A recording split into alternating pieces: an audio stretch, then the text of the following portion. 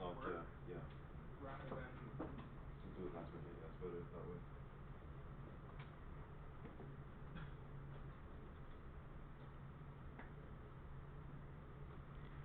Alright, we're back. We are COMP305, that's game programming 1, in the fall 2019 semester at Centennial, and it's lesson 3, part 2. We're still doing mail pilot. We just finished making our plane move around.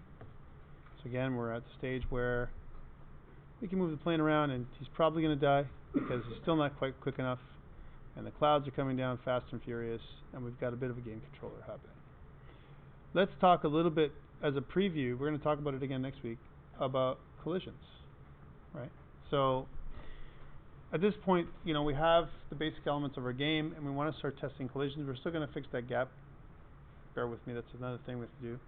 But one day. But the collision detection is really important, and let me talk about this. So how do we deal with this thing? So again, I'm just going to pull up my project in my file explorer, and I'm going to go to my assets and start with that. So I'm going to go to textures, and I'm going to build up my project in some kind of editor, graphics editor. I'm going to start with the ocean. So let's look at the ocean here in Fireworks. Again, you can use Fireworks or Photoshop, Paint.net, whatever you want. So this is what our ocean looks like, right? Our ocean is kind of like this, and we have a bit of a viewport. My viewport's going to be roughly proportions-wise 640 by 480. Here's my 640 by 480.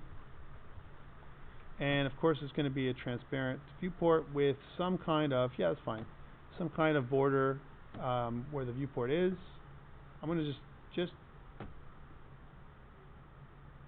secure everything so it's like this, and then secure the viewport. So when the ocean scrolls, it does one of these, and then when it comes here, it scrolls back up again.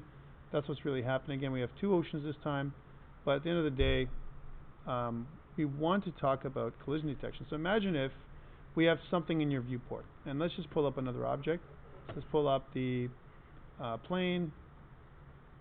Here it is.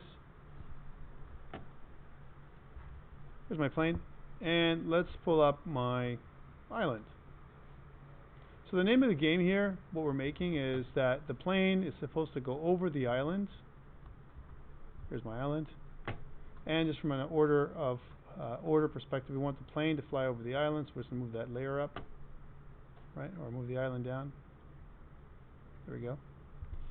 And then when I move my plane, you know, as an example, over my island, right, when the plane moves over the island, it picks up the mail pilot, right? And as it picks up the mail, right, you get a point. Yay, 100 points, let's say. And then you keep going. But in order for you to detect this happening, you need to use collision detection. Now there's basic collision detection we can use, and let's talk about it. One form of basic collision detection is this idea of an overlap. So AABB collision type. Axis aligned bounding box, which you'll see actually in web game programming coming up, right? So axis aligned bounding box, if we're going to talk about this, is when the plane comes close enough and we have this bounding box overlap with this one, you have a collision. So curious, do you think this is good enough? Is the plane visually colliding? What do you see? No. Would you be satisfied as a player if you collided at this point? You can see some older games, and if you can collide very far away, you know, and that's kind of wank. I don't like that, right? What do you think, Josh? Josh? Yep. So I got this bounding box here and a bounding box here, yep, and I'm going to do, you know, AABB style collision. So axis aligned bounding box, which means, yep, the bounding box overlap, and I'm going to register a collision. And you have a, you know, no visual collision, but logically a collision occurs, right? Yeah. So is this good? Well, not necessarily, because isn't the point that you've mentioned is that you have to take the plane and actually have it go on top of the island to go and deliver something? Yeah, you would. What you could do, if that were the case, is you could actually attach another collider to your player, good, and then when that collider collides with a particular collider on the island, you could just have register a collision, yeah. Yeah. But let's suppose we just want to, anytime we collide with the island at all, right? Do you think the collision detection here is good enough? So when we overlap, would this be good enough for me to register a collision? Again, we see there's no visual collision However, logically, there is, because it overlaps. Yeah. One bounding box overlaps with the other. So for the most part, when they're this small, maybe not so bad. It's so fast, you're probably not going to see it. However, let's bring in another little thing, and I want you to tell me, how about the cloud? We're going to have some problems with the cloud. Okay, so here's the cloud, and I'm just going to copy and paste that into the scene here. So here's my cloud, and yeah. So imagine if, let's move this over there. I have the plane, and it's about here. Is that a collision? Well, not visually, but guess what? Logically it is. That's bad, man. That's like, whoa, I didn't collide with that. How come I'm registering a collision? This is terrible, right? Even worse, this is not so bad on this corner. Even worse is when you do this part, like right here. Is there a collision here? Hell no, but guess what? You're fully into that, right? Or even better than that is when you take this one and put it over here, like some kind of weird convex thing. You're fully inside the cloud, right? And you're going to register a collision very easily. And it's going to look terrible for the player, because the player is going to try and avoid clouds, and you're going to hit a cloud, right? So what do you do? Because Unity has a built-in colliders, right? So there's different kinds of built-in colliders Unity can have, right? And again, you guys have gone through this again, but let's talk about it for people who forgot, all right? Or who are watching from remotely and they don't know what Unity is, right? So if we go back to Unity for a second, there's different kinds of colliders. First of all, who knows the different kinds of colliders that there are? Not the types. Not the types, the kinds.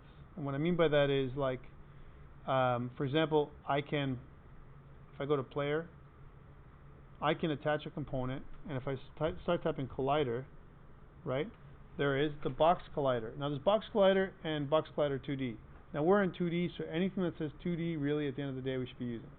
If I use box collider, that's a totally different collision detection, because why? It's 3D, and this is very flat. This is like a plane that we're looking at. Remember, what we're really looking at is this.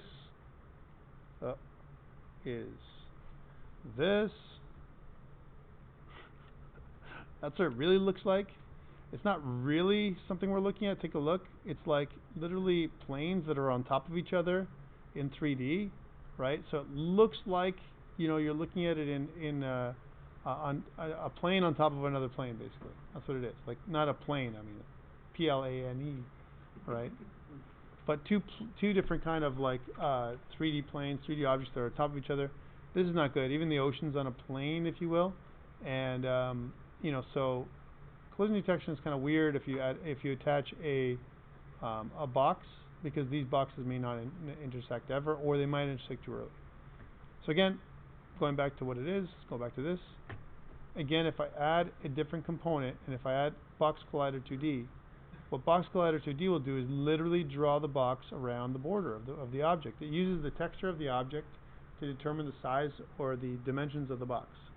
And there's another couple of problems too. My plane has an issue. My plane has a shadow, right? And we don't care about the plane's shadow. That's just like a thing. It's an effect for 2D, right? So it's not real. It's not a real shadow. It's like a baked-in shadow, right? So really, this collider is like way too big. And again, I can go in here and change my box collider size and pull the handles in, so I can kind of say, well, you know, I want it from here, make it a little tighter, so you can modify the collider so it's not as bad, right? Because you want to make it as like tight as you want, as you can, and so you're going to make it something this small. Now this is great for the plane, and I think, you know, for the most part, this is such a small area that we're not going to really care if it's pixel perfect collision. And by the way, we never really want to do pixel perfect collision anyway. It's too highly computationally expensive, truly, right? So that's one collider type. The other collider type, notice that there's something called isTrigger, right? So that's another thing we can do.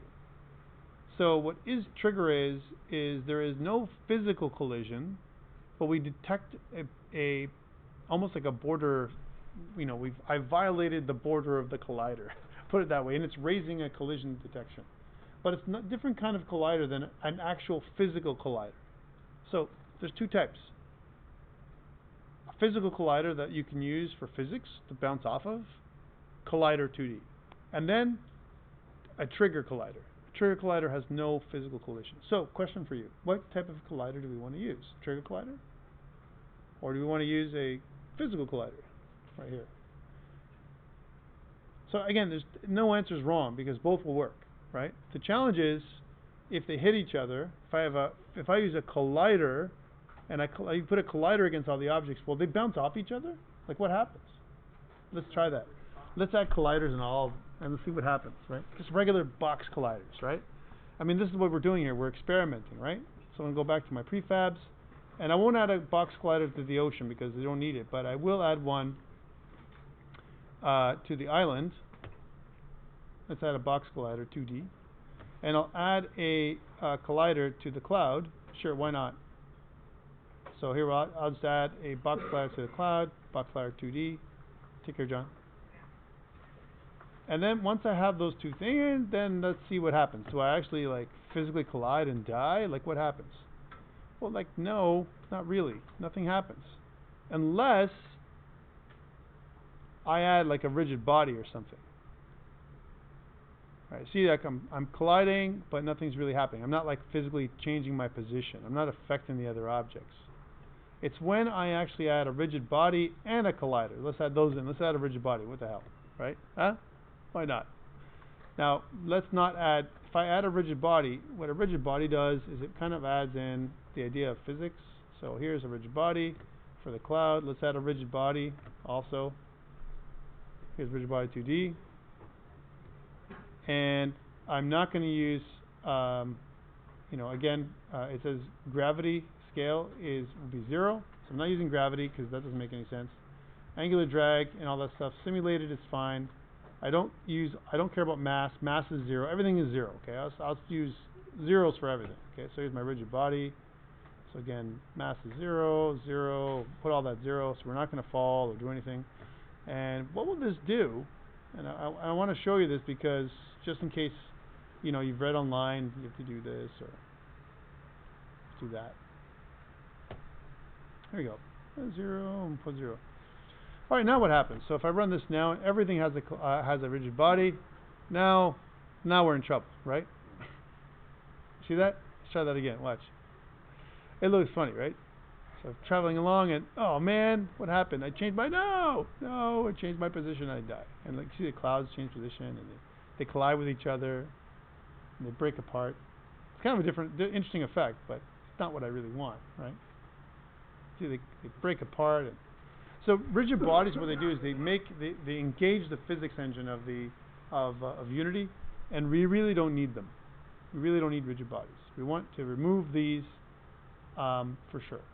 So now there's something to be said about what they do though, and there is a reason why we want to use them at different points.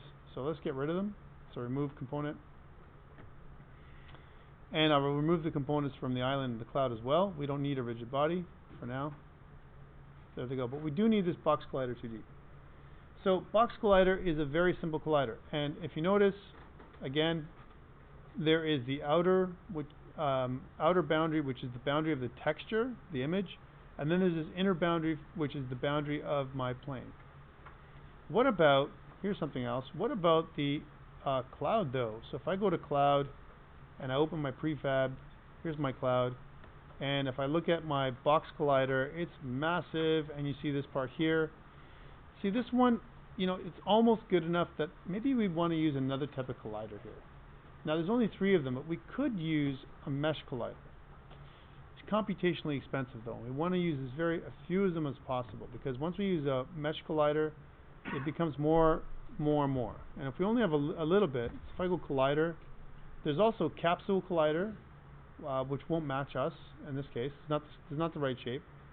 There's an edge collider, which we can add. We can draw our edges. There's also a polygon collider, right, which we can draw, which is a little better than a mesh collider, right? Notice the mesh collider has only one. It's mesh collider. There's no mesh collider 2D, right? It's changing. There used to be a mesh collider 2D, right? If I click mesh collider, look what it does. First of all, you see nothing, okay? Why? Because this is meant for 3D now, right? Mesh collider is meant for 3D, right? And there's nothing I can modify. I can't fix it up or anything like that. If I say is convex, again, we don't see anything on the cloud whatsoever. Let's remove that. But what about if we added in a polygon collider? Polygon collider 2D. This is the mesh collider of old. Alright? And if you notice here, what it's trying to do is map the cloud as best as possible. And I think this might be the best case scenario for a mesh collider. I can also modify it. So if I go to click onto here, I have different points where I can literally adjust the mesh, again, by going here, clicking on each of the points and adjusting it point for point to make it as tight or as loose as I like it to be.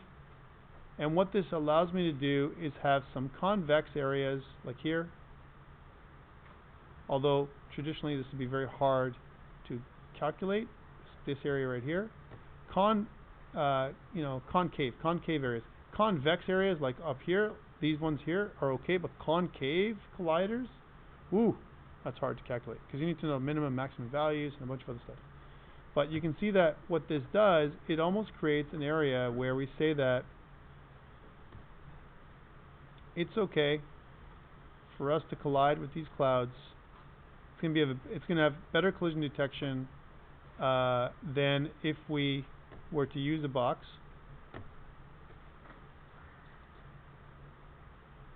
Much better, and it's going to be clean enough where, you know, and I can keep cleaning this up, but I'm not going to. I'm pretty good there, right? That looks pretty good. So that's our collider for our clouds. We have a collider for a plane, collider for a cloud. Let's talk about the island now. So here's the island prefab. Again, what do you recommend? We could add a box collider, and for the most part, it's going to be okay because the plane and the island are kind of the same, right? They're almost the same shape too. I could even make the box collider smaller so that you can actually, you have to overrun the island just a little bit in order for you to collide with it. This is up to you. And again, these colliders, what we call colliders, are going to be used for collision detection. Collision detection for us is when one object connects with another one. Alright, so let's get rid of this one, remove this one, and add back. Let's talk about other things. There's also a circle collider 2D, which looks like this. That's not a bad approximation for the island, guys. Take a look. Circle collider 2D, that's pretty good. It's not so bad, right? It uses a radius, that's what it does, right? And this is pretty good, right? It's not bad. It's better than the box. Look at the box. The box has lots of loss here and here, and well, it's not maybe as good as the box here, but it's, you know, it's not bad. Here is where we have the most. We still have some loss over here, but that's not bad. So circle collider might also be a good thing for the plane, right? Let's just lower this off, remove the component, and try another one. How about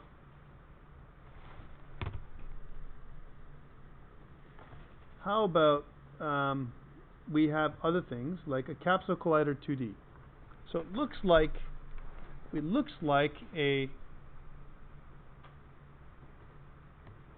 circle collider, but instead of a radius, we can actually change part of it to make it more accurate. And this is why I like the capsule collider 2D. That's the new construct that Unity's given us, because I can change one aspect, one side of it, but leave the other one fixed, which is kind of cool. You can actually squish it, which is much better than what it used to be. We never had this option before, so this is a fairly new collider that's been established over the last couple years. So again, I can't do it this way, but I can definitely expand something. So if I have a shape that's in the shape of a capsule or something like elongated, you know, a good example of that, which I like a lot, is some kind of weird platform that's not quite squarish, right? That might be a good solution for that kind of thing, right? Or a tall character that we might use later on. Capsule collider might be a good solution. So that's one. And then there's something else I wanted to run over, which is the edge collider. So what edge colliders are is like literally that. So here's my edge, and what I can do with it is I can literally draw my edge, and I can continuously draw. Take a look at this, where I can create a collision area, and I can expand it to not quite do a mesh. It's not a mesh, right? But what it allows me to do is surround my objects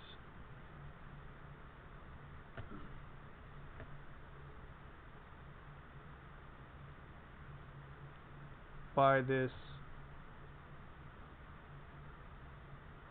edge. And guys, this is really good because it's less computationally expensive than a polygon, because a polygon's like a mesh, right? And it works great for things like if you want to pass by a certain area. And for the most part, it's so basic, right, that you get quite a bit of fidelity based on what you can do with it. So what do you think of that? That's not bad. That's not a bad solution, yeah.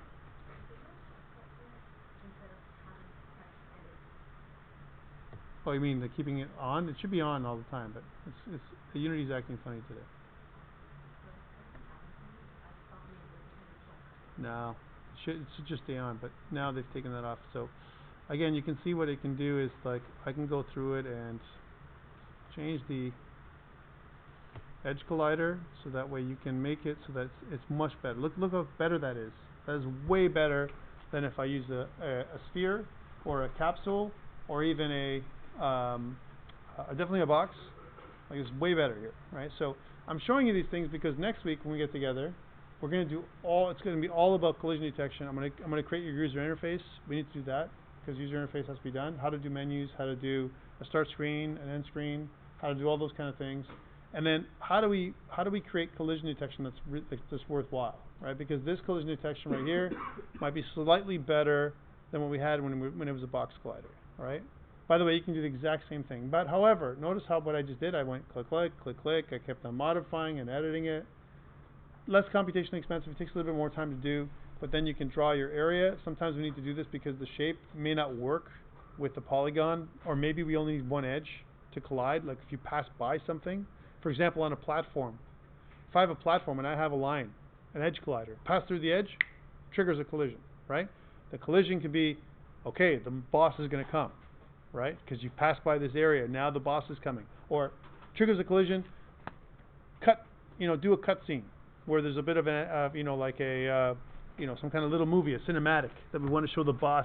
The big, if we're playing Josh's game, the big like griffin is going to come out, kind of stuff, and look down at the, everything and look around, right? And some kind of weird animation, right? Not the boss.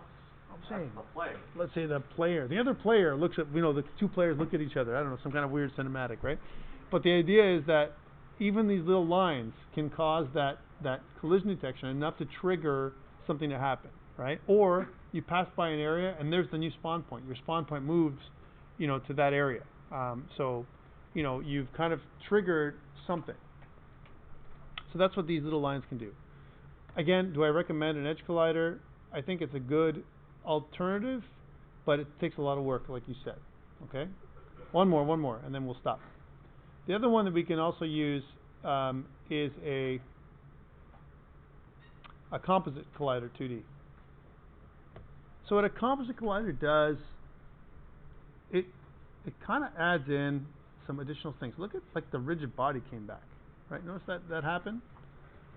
And notice the body type is dynamic, right? There's three types: dynamic, kinematic, and static. Static is great for platforms, right? But I didn't add a rigid body 2D, right? I thought I added like another thing altogether, right? Like for example, this composite collider. Here's something. Here's the offset. Here's the geometry type outlines, right? Or I can use polygons if I really want to, right? The generation type is synchronous and so on. Guys, I'm going to tell you that the composite collider is just as expensive, if not more, than the polygon collider, and it's used for more advanced simulation and those kind of things. So I recommend, especially since it needs a rigid body 2D, you get rid of it. Don't use this. This is crazy. So what would you use for a simple island like this? What would you use? Box, yeah. A box might be okay. Shrink the box, make it a little smaller, or a circle. Box or circle might work great, because if I go box and I edit it, hey, and if I just change the size of the box, right? Oh, that's pain. change the size of the box so it's a little bit smaller than the actual image, like especially like this area here. You might get tight enough, this might be tight enough where, you know, the gains that you're going to get from the circle collider are going to be minimal. Truly. And a box collider is the least expensive, or at least computationally expensive construct that we can use to collide. Literally 4 edges, pass over the edge, collision happens, right? For plane versus box, plane versus island, we're all good to go, because the plane is kind of like a box, same shape. Island's very similar. But for cloud, I recommend a polygon. All right. So now that we have this, and again, the time is up, but what we need to do, and we'll leave this for next week, is program it so we can detect the collision. Okay. So we'll leave that for next week, guys. Remember, just a bit of a administration that we're going to be talking about today. Your presentation document and which is your PowerPoint or a link to your Google Slides, all right, is due tonight at midnight. Okay, that whatever you're working on today, the things you presented today, right? Your peer review is due tonight at midnight for your 1%, which is for your individual. You're all individually going to be talking about your team. Please do that today, right? Next week, your assignment 1 was due, but I moved it to the week after. So you have an extra week to do your assignment 1 because you need to know about collision detection. You need to know about user interface. That's why I've pushed it out 1 more week, just so that we have almost like a complete game and gives you all the information you need to pass your midterm. All right, that's why I moved it out, right? So, so really next week we're going to do an exercise. There's going to be an exercise in class that we're going to be doing, right? And that's all I believe that's due next week. I'm not sure. There's nothing else due next week. Just your little exercise we're going to do in class. Questions for me before we depart for the day? Guys, thanks so much for sticking around. I know it was a long day, 4 hours is a long time to do it once, but I do appreciate it. It was good seeing your games. I'm looking forward to seeing some of the stuff that you presented to me today. I know some of you are pretty ambitious, right? Like Josh and team over here, pretty ambitious. I like it. All right, I like it. And I want to see if you guys can do what you say you're going to do. All right, guys? See you next week.